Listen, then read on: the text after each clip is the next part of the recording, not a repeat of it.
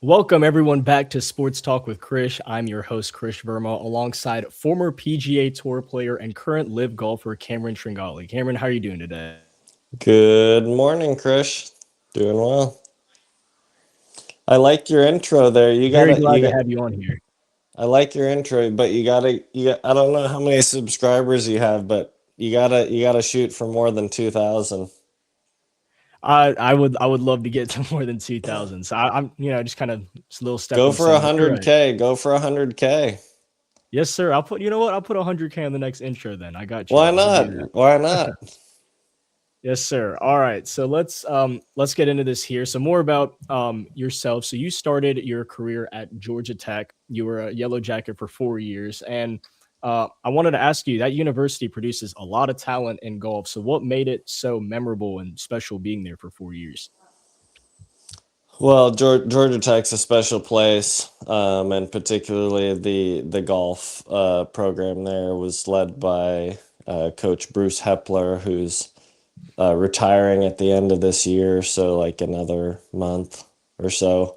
But he's been there 30 or so years, and the the most special thing about Georgia Tech was the people, and the coach certainly created an amazing culture that was highly competitive.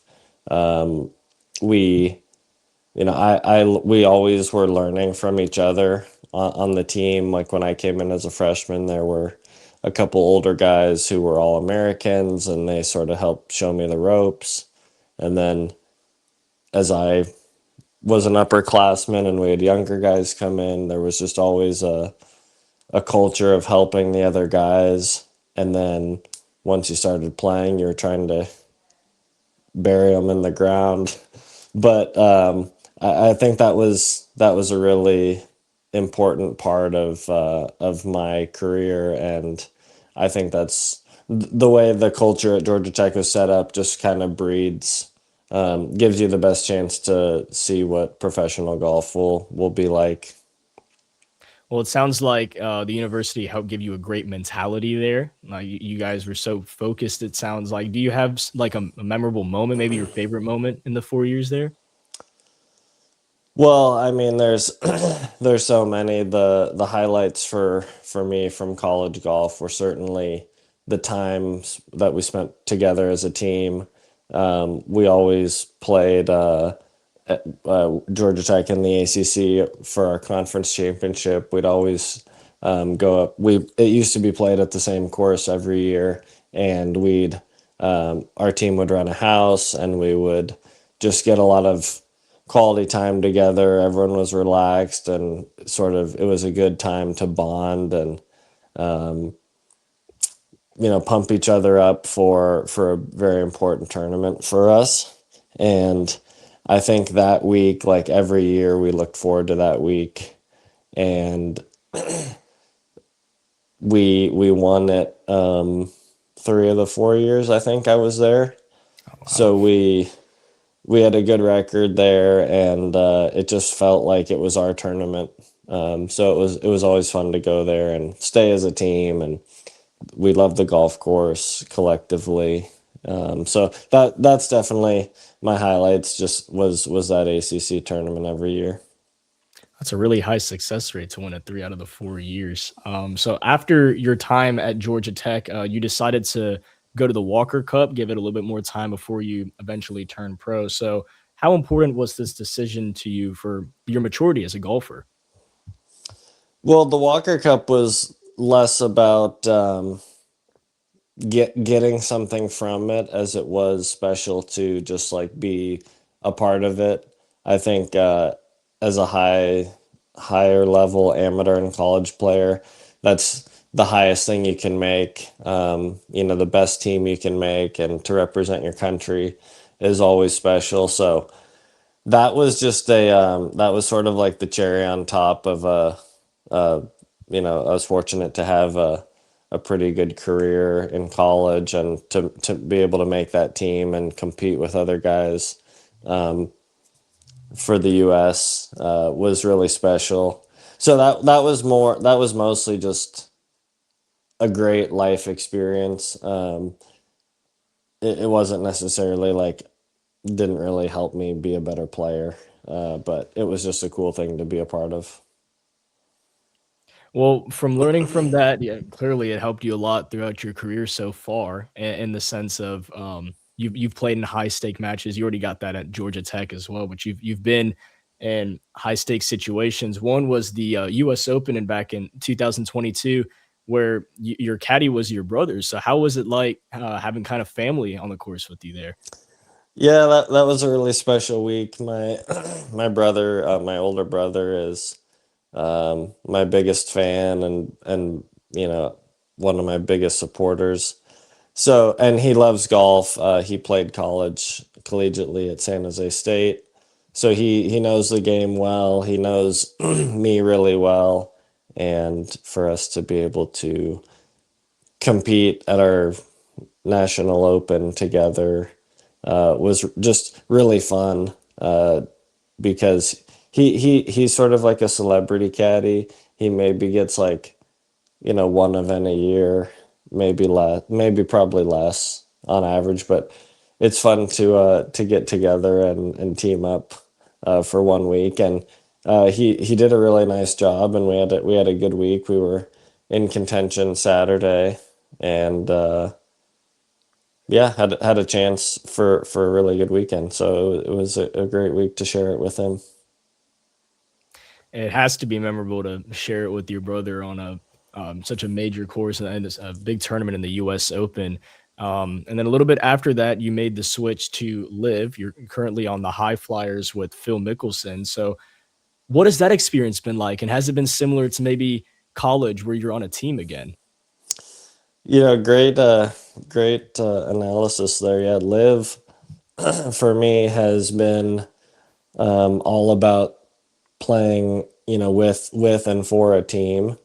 And I think anyone you'd talk to who played collegiate sports, or at least golf, like playing on a team is very special. I think that's sort of what, I think that's why you see guys care so much about the Ryder Cup, the President's Cup, the Walker Cup at that level.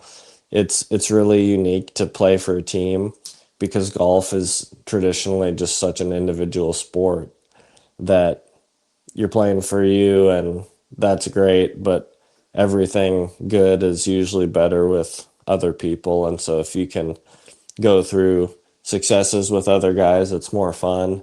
When you're going through droughts, performance droughts with other guys, it's less less devastating because you're all in it together. And I think back to that collective, trying to help each other, learn from other guys. Like Phil's been an amazing captain. He's shared, everything that he knows about golf with us. He's been basically an open book, as a means of support and assistance, along with the other guys. Like I think our team specifically just has a good blend of like skills. So like Phil obviously is an all-time Hall of Fame player, but Brendan Steele is also an incredible ball striker and does amazing, is just awesome off the tee. He's really good with fitting drivers. So like he's helped myself, Phil, and other guys on the team with like getting the right setup for their shot shape and for their tendencies. So he's been really helpful. I think my short game is one of my strengths, and so I've been able to, I don't know, at least be a sounding board for some of the guys on, this shot. What do you do here? And so, like to me, that collective pursuit together is fun, and I've really enjoyed the change of pace. And so you're able to feed off of each other's games, it sounds like. Yeah, we spend a lot of time together. Our fourth player has changed a couple times, but between Brendan, Phil, and I, at least part of the year, we all live within about an hour of each other. So we not only are spending a lot of time playing together at tournaments, but we'll play in Southern California as well. And so we've gotten to be really close friends, and then just knowing each other's games, being able to just be there through, different things that happen in professional golf and be supportive has been really good and really fun. Well, it sounds like it's translating in the right direction because you just had a top 10 finish at Mexico City. So I wanted to ask you, what part of your game do you think you've worked on the most, and what has helped you with your success these past few weeks? Well, my game's been typically I have historically have been a very consistent player. Not consistently like top tenning every week, but like I tend to play pretty steadily. And this year, my game's been anything but steady. Um, so really, the things that I've been working on my full swing. I got a little side sidetracked this off season.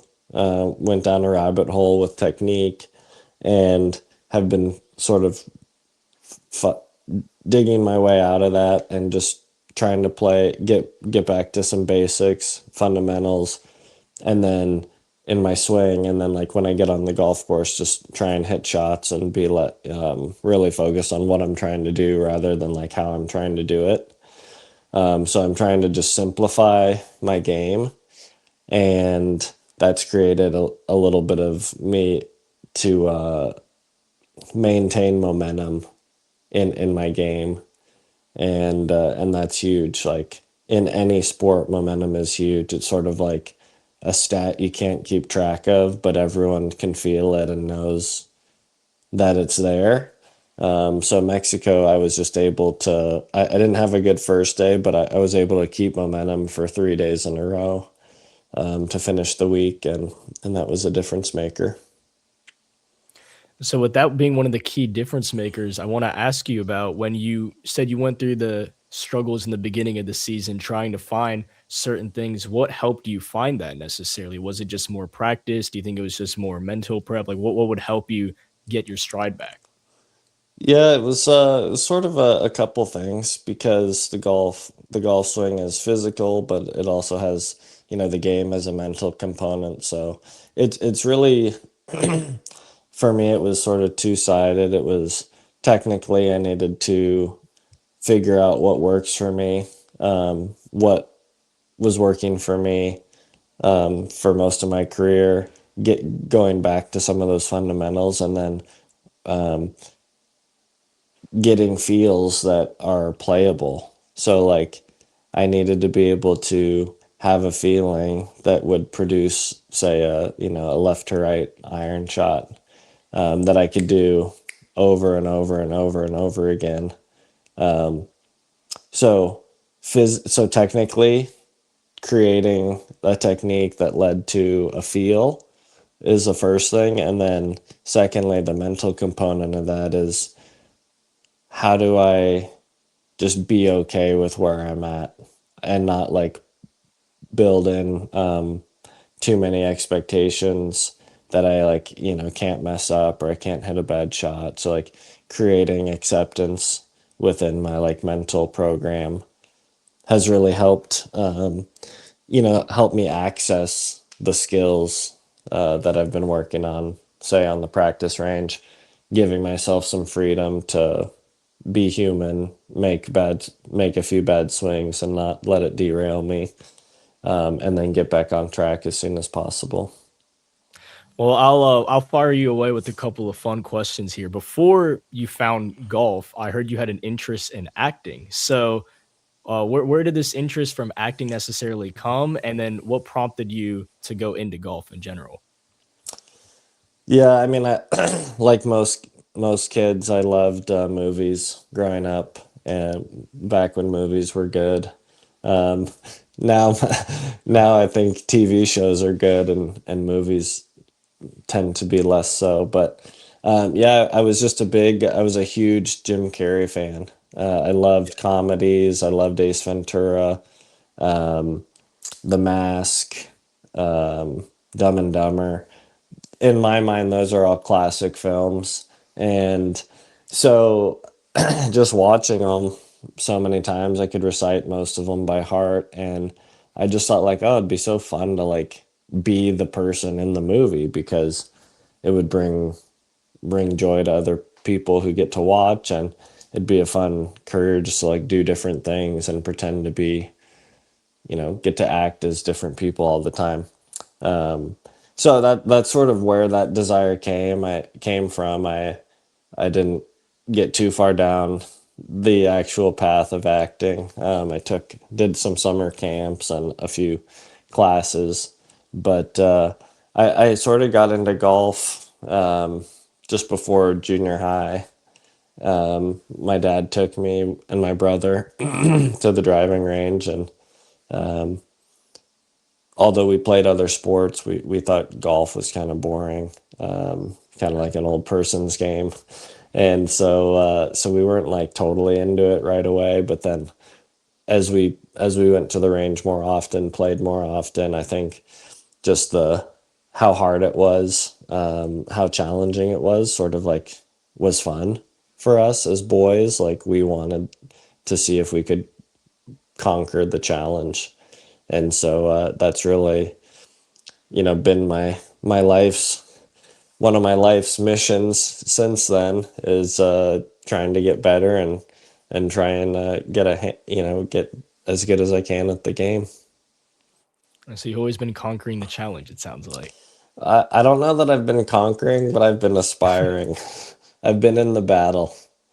I'll say Well, that. if you've also said how you feel like movies aren't the same as some of the old Jim Carrey films, I feel like maybe you could help us out and help movies kind of rise up to where it was. I don't know. I don't. I mean, there are great actors out there, no question, and there are still good films being made. But it could just be my season of life. I'm not going to the theater very often anymore. I think the last movie I saw in theaters was probably 6 years ago. Um, not true actually. I think I saw. I forgot I saw a kid movie with my daughters. Um, maybe last year, but okay, Yeah, well, we'll count it anyway. we'll count it.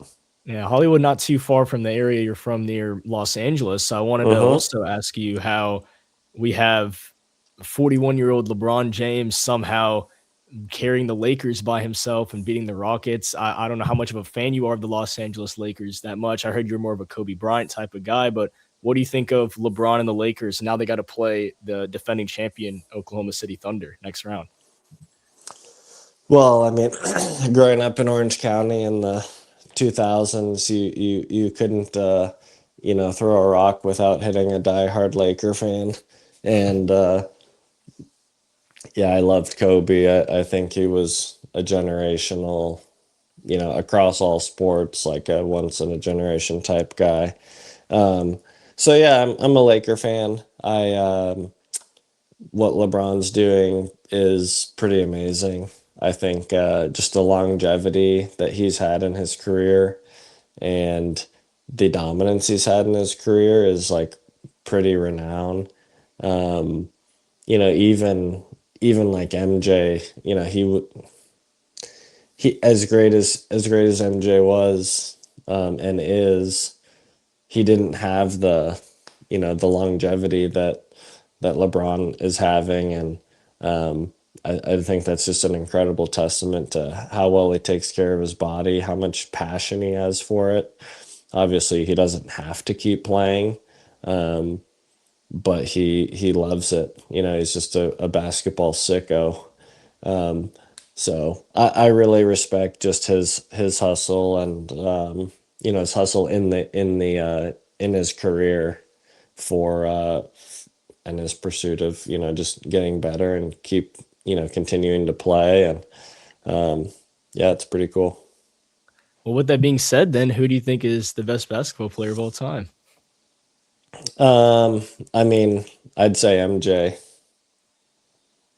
Yeah, no, that's the fair response. I thought I had you there at the longevity. I was like, oh, hold on, is he saying LeBron?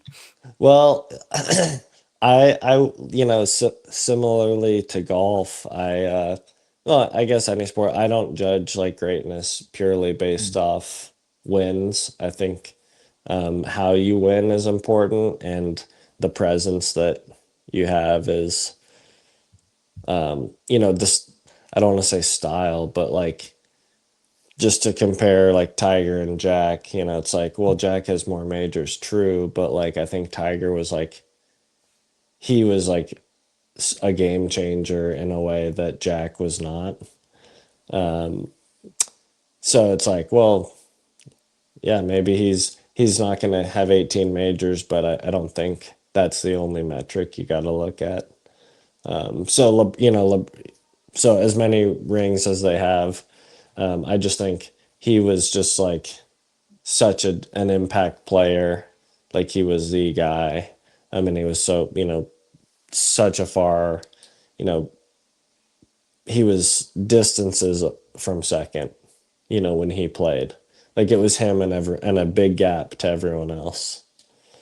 Right. So so Well, I think I think that is more of a definition, you know, more characterizes greatness.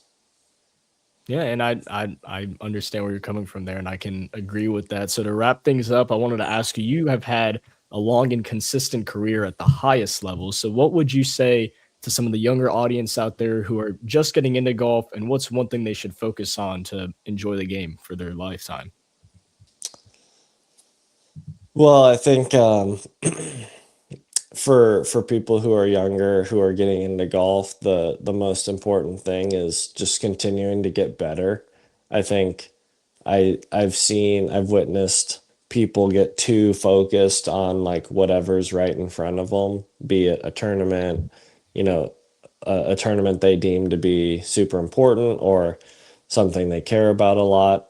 Um, the the best the best advice I would give is zoom out, take a, you know, a much longer horizon, you know, try and look at the game with like, hey, it's not just about this next tournament or even this next year. Like if I want to play professionally or get better over my lifetime, like what does 10 years look like? Like how can I be better in 10 years? Like what do I need to be doing to continually get better every year? Because we tend to overestimate how, you know, how much we can accomplish in a day, or sorry, in like a long period of time, and we overestimate what we can do in a day. So it's like if you can just work on getting better today, like when you add that up over a year, you're going to be so much further along.